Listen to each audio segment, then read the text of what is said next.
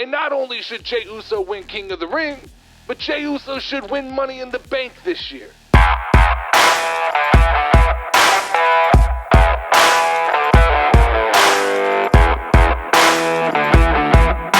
What is up, guys, and welcome to the Casual Wrestling Daily Show called the Casual WrestlingCast. It is Toasty Take Thursday, May the 9th, and I am the host of the show, the Notorious Nerdy D, and each and every day I drop in for a few moments to talk to you guys, the CWC, about the biggest things going on in the world of professional wrestling.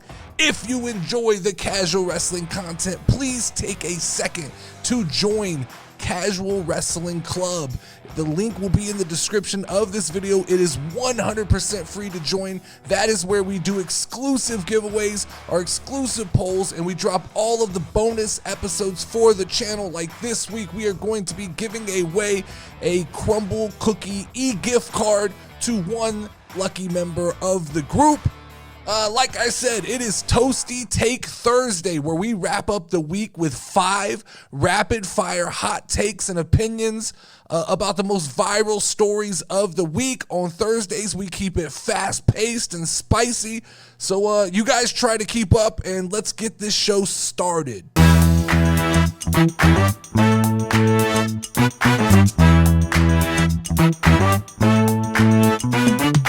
I want to start the show today by addressing the Jey Uso hate that has snuck up on me this week. Now, Mike dropped an absolute banger take this week on the Mike and D show, and if you guys haven't seen it, go check it out. He almost convinced me. He almost got me. He almost got me to board the train, but this snuck up on me. I didn't know that there was a part of the wrestling community that was coming for the head of Jey Uso. And I'm not sure that I can just stand here and allow this YEET hate. You're going to have to tell me, you're going to have to make a better point to me than that a limited moveset is Jey Uso's major fault. You're going to have to explain to me how that's going to hold Jey Uso back. Because as far as I'm concerned, isn't that the recipe that WWE uses for all major baby faces? Isn't that the recipe they've used for the past 50, 60 years that gets major baby faces over? Is it not what the internet screams about the 5 moves of doom from John Cena? Or Hulk Hogan having a very limited move set? I don't understand how we're going to sit here and we're going to knock Jey Uso for having a limited move set. Now, I will admit that Jey Uso's going to need to get his own finishing move. That limp-ass spear that he's doing is not it. That's not it. I don't love guys who have a finishing move off of the top ropes. I think it takes too long to get to. I think maybe we need to get Jey Uso a better finishing move. But man, the IWC will shit on anything that starts to pick up momentum in WWE. Doesn't matter what it is, the IWC is going to take a shit on that. And I get what Mike said. Like I said, he almost convinced me. He almost got me there. He broke it down in a way that made sense to me. But there's some of these things that these IWC old heads keep saying, and they're just tripping.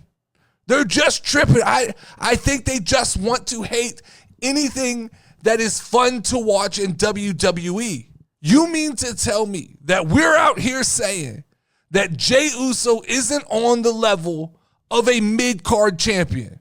Like, come on, guys. You're out here saying that Jey Uso can't get some Intercontinental Championship title burn? Y'all are telling me that guys like Big Bronson Reed and Sami Zayn and Chad Gable, that they're just leaps and bounds better than my guy Jey Uso right now. I'm not sure if y'all are paying attention, but the crowd's not reacting to those guys the way they're reacting to Jey Uso. Are y'all watching how lit this crowd is getting when Jey Uso hits the ring? Are y'all paying attention?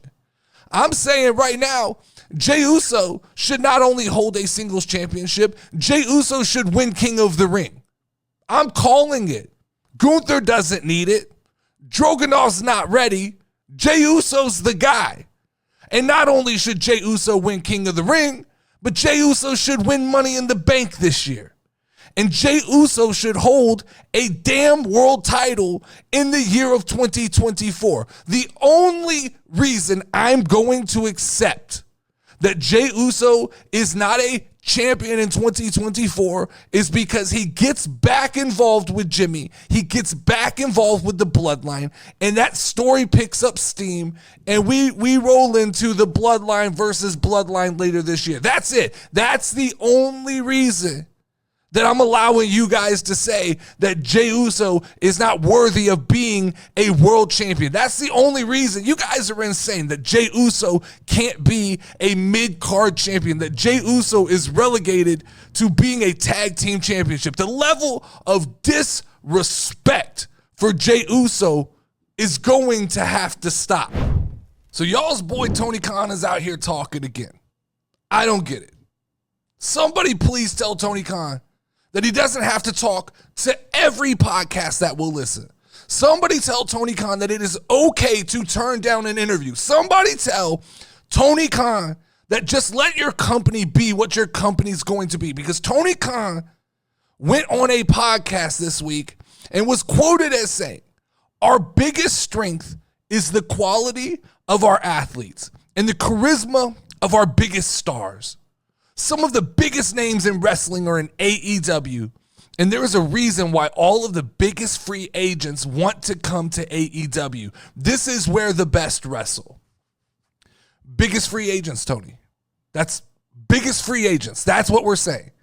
You're going to have to, can someone show me one of those big free agent signings we're talking about? Because I know we're not talking about Mercedes I don't wrestle Monet. I know we're not considering that one of the big free agent signings, right? I know we're not talking about Will I don't sell Ospreay. That's not one of the big signings we're talking about, right? We're not talking about Okada, who absolutely no casual fan has ever heard of, right? We can't be talking about these people, Tony. You could line 10 guys up right now from AEW, 10 guys that are not ex-WWE guys, and I could not tell you what Okada looks like. He doesn't have appeal outside of those hardcore wrestling fans who are in their mom's basement. These are not guys that WWE is lining up trying to sign. These are people, these are mid-carders. These are mid-carders that Tony Khan is overpaying for. And Tony Khan is out here screaming that he built this huge fan base in such a short period of time. Tony, are we talking about the 500 people who show up at your shows? Are we talking about the 500 people who sit camera side? You are hemorrhaging fans on a weekly basis. Your ratings are dropping on a weekly basis. You have gone back on every promise you have ever made to your AEW fans and to the IWC. You promised your fans that you weren't going to become a retirement home for the WWE, and now 70% of your roster is ex-WWE guys. You said that you weren't going to be a character on TV, yet you're taking bumps from the Young Bucks. You feature 3 guys on your television show weekly that are over the age of 50 years old, and they show it. These guys aren't R-Truth. They're not defying time. We're talking about Chris Jericho. We're talking about Edge. We're talking about Christian Cage. These guys are old-ass men, and you are hemorrhaging in the 18 to 34 market. You cannot build homegrown stars, and yet you are on podcast talking about things that you have no business talking about. And your problem right now, Tony Khan, the reason that your company is hemorrhaging fans on a weekly basis is you've run out of ex-WWE guys to tease your audience with. You've run out of big surprises to tease your audience with on a weekly basis. You were picking up steam because on a weekly basis, you were teasing your audience that we got another one. We stole another one. And the problem is, like I said from the beginning, none of those names panned out. I remember when the IWC tried to convince me that Cesaro was going to save AEW. Nope, he was just a surprise. Remember when it was Andrade who was going to save AEW? Nope, just another surprise. Then it was Miro. Then it was House of Black, whatever his name is. All of these names that have jumped ship from WWE to AEW. Explain to me what they've done other than just been big surprises for Tony Khan. And yet he's out here running his mouth talking about this is the place people want to wrestle. When AEW started, they were competing with Vince McMahon's version of WWE, which was dated, it was uncool, wrestlers didn't really want to be there. And Tony Khan came along and he offered a place with all of these promises that he never planned to keep. All of this freedom, all of this creativity, all of this money. And then all of a sudden, Triple H and TKO took over WWE and they made it the cool product again. And now Tony Khan doesn't have any tricks left up his sleeve. He can't con the IWC anymore. There's no more surprises. The problem for Tony Khan is not, it's not your company. Your company is fine. It is that you continue to just open your mouth and let verbal bullshit spill out. It is okay to just be quiet, Tony Khan. It is okay to just relax, to just chill out and let your company be what your company's going to be. That is absolutely okay. So there's news that came out that WWE is expanding its current deal with the Saudi government and the Saudi officials in hopes to host a Royal Rumble and or a WrestleMania in the near future. So I've seen a ton of the IWC crying on the internet about this, crying about how Saudi doesn't deserve a WrestleMania before London or before France. We got to quit with the France stuff. We got to quit that. London, I'm okay about. But France, we got to quit overhyping that situation. But at this point, I get it. I get it, IWC. You guys want to pretend that there's zero money and zero business involved in the world of professional wrestling. You want to pretend like there's magic fairies and magic unicorns running around and that all decisions in wrestling are made just based on what fans want and fans think it should be. But if the Saudi government is willing to pay $50 million for one middle of the year premium live event, like King of the Ring, like Crown Jewel, you have to imagine that with unlimited funds, they can offer WWE this insurmountable amount of money and outbid every other location for a Royal Rumble or a WrestleMania. Like it or not, IWC, Saudi Arabia is trying to make itself a hub for contact sports or combat sports more likely.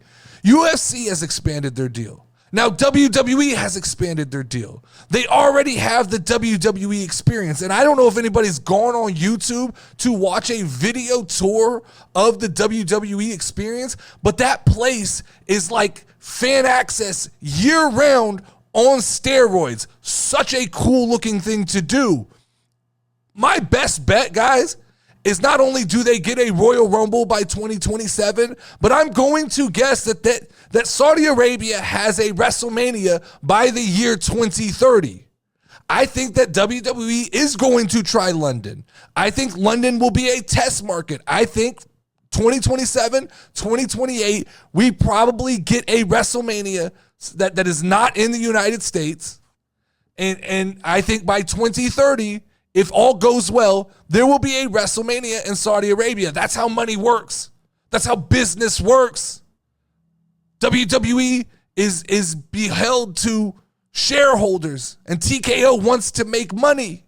I don't understand the IWC's hate for premium live events being global. On one hand, you have the IWC who wants to overreact and call France the greatest crowd of all time. And then when they see this news, they overreact and say, oh, Saudi Arabia, it's blood money. It's money. It's money. Like, I don't care about the politics. I don't care about people's personal opinions. I don't care about my personal opinions. It's money. And WWE wants to make money. And UFC has the relationships in Saudi Arabia. And WWE has the relationships in Saudi Arabia. And so this is going to happen. It's not a matter of if, it's a matter of when.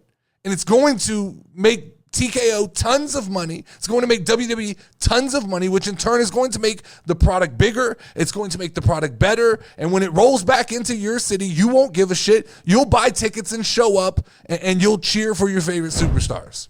So I saw new WWE superstar Julia was quoted as saying, "I was overwhelmed at WrestleMania.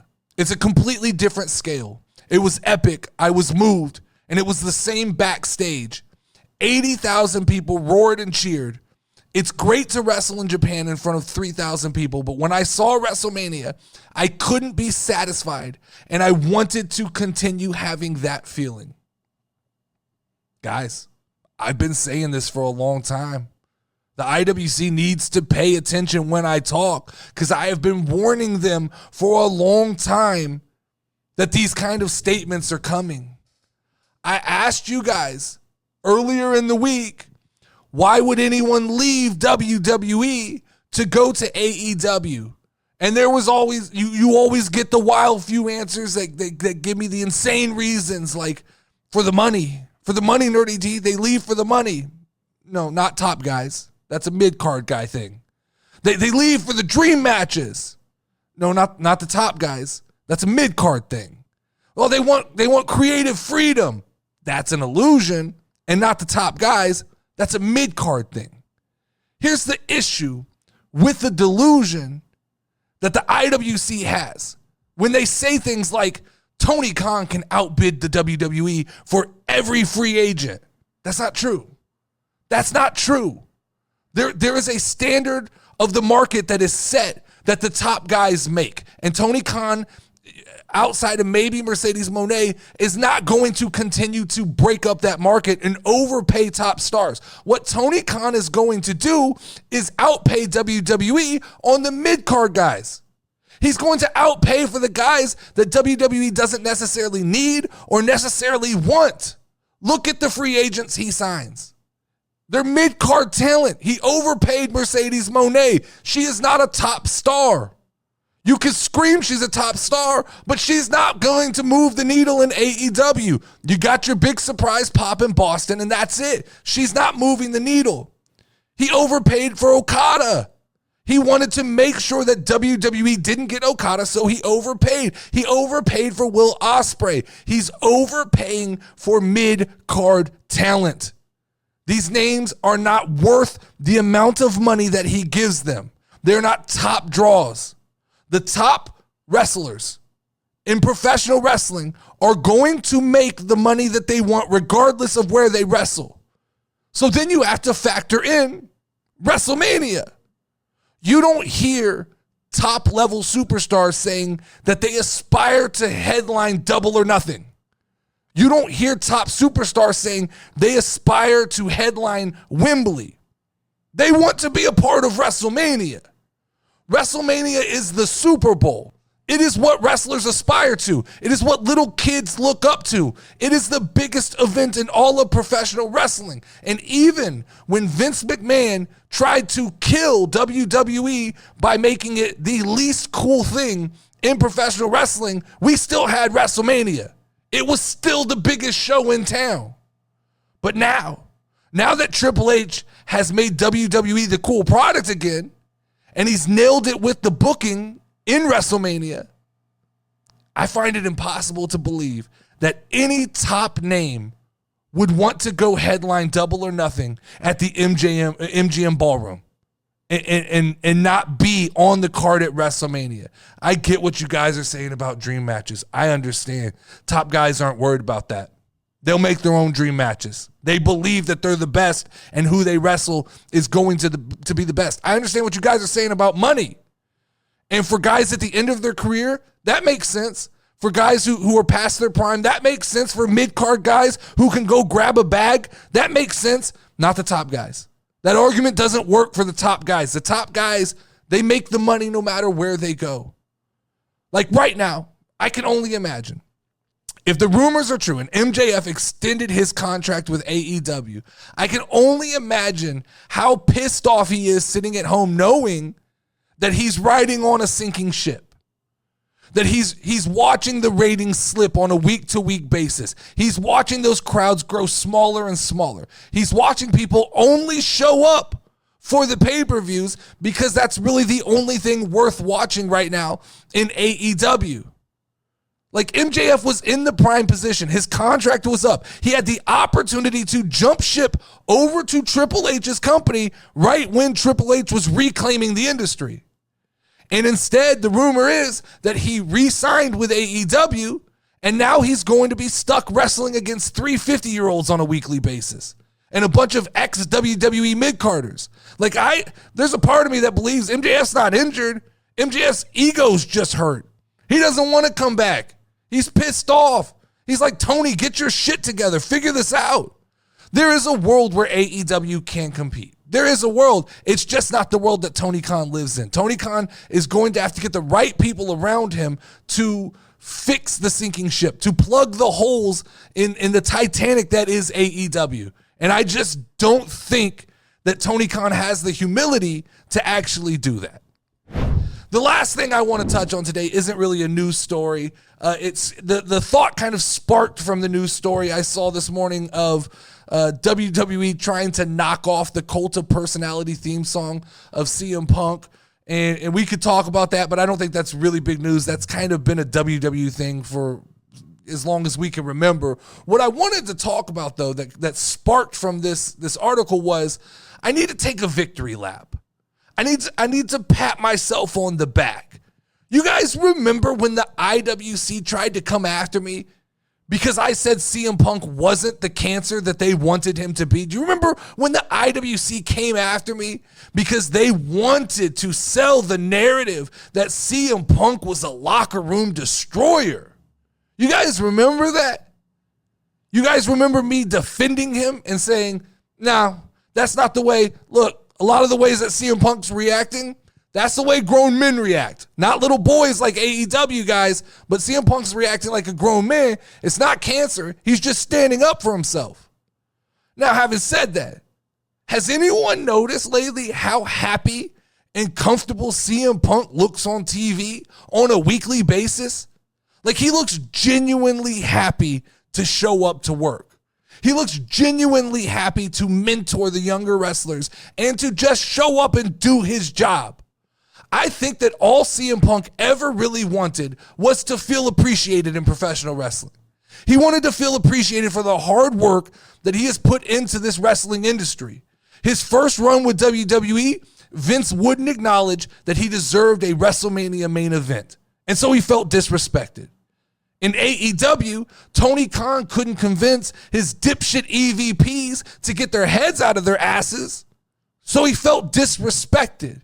The departure of CM Punk, though the IWC will never admit it, is the straw that broke AEW's back. Like, you had a layup. You had the top draw in the professional wrestling industry sitting in your lap, and instead now you're having to watch the jungle bitch Jack Perry beat up Tony Khan on a weekly basis. You guys sleep in the bed you made. You guys wanted to call CM Punk a cancer. This is what happens. You ran him out of town. We've yet to actually see CM Punk wrestle a match in WWE, and look at how he's contributing. Look at the culture he's trying to bring to WWE. Look at the positivity in that man's eyes. He's cutting promos. He's working the commentary table. He's doing anything that's asked of him.